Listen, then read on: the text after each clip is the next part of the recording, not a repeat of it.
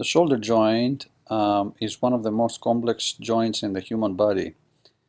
Here we have in three-dimensional space the scapula, and also known as shoulder blade. And if we zoom in, you will see this area which is called glenoid, and it's essentially the socket of the shoulder. This is where the ball articulates with the shoulder blade, and that's the main joint of the shoulder. Now if we bring in view the clavicle, we see that the shoulder joint has an articulation between the collarbone and the scapula, and this area is called the AC joint. The additional joint that is not visible here is the joint between the shoulder blade, the scapula, and the chest wall, which is not visible here.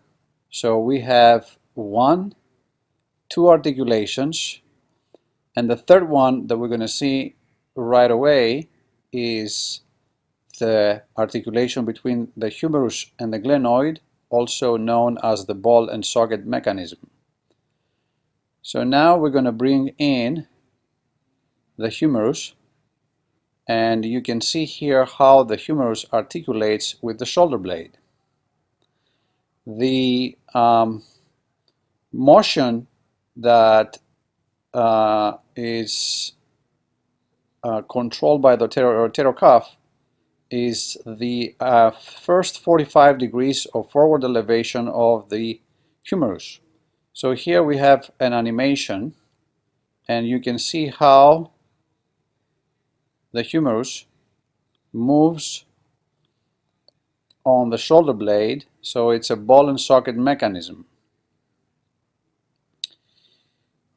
The main function of the rotator cuff is to elevate the shoulder on the side and forward, and most importantly, the first 45 degrees to 35 degrees of abduction, or moving the arm away from the body. So if I bring this back to the resting position and I zoom in, we will bring in the muscles of the rotator cuff so to understand the tears. So if we look the shoulder from the back, this is the back side of the shoulder blade, and this is the front side of the shoulder blade. Then we will see two major muscles of the rotator cuff. One is the teres minor that comes and inserts here inferiorly, and then the infraspinatus, which is a pretty big muscle coming from the back and inserting posterolaterally to the greater tuberosity, or posterior and outside. So if I zoom in here closely, you will see the insertion.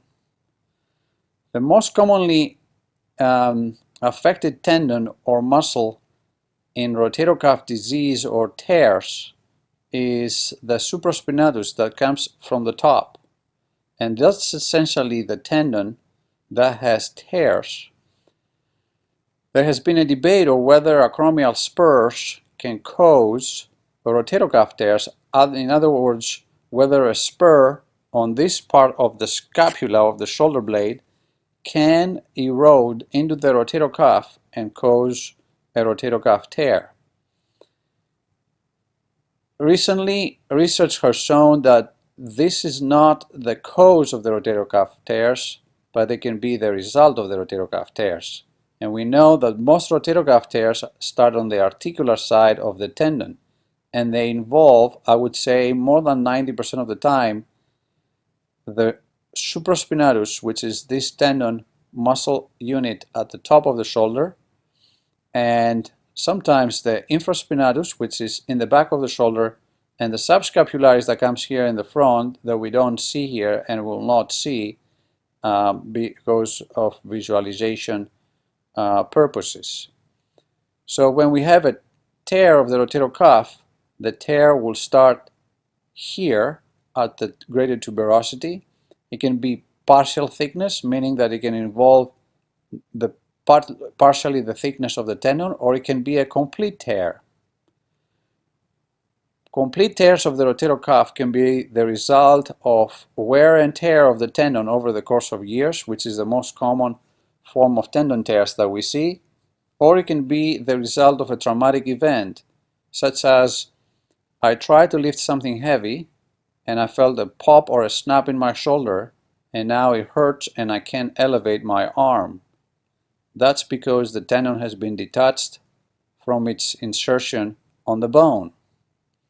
So this is an animation for you to understand what a rotator cuff tear is, where it is located, and what's the outcome or what's the functional deficit associated with the cuff tear.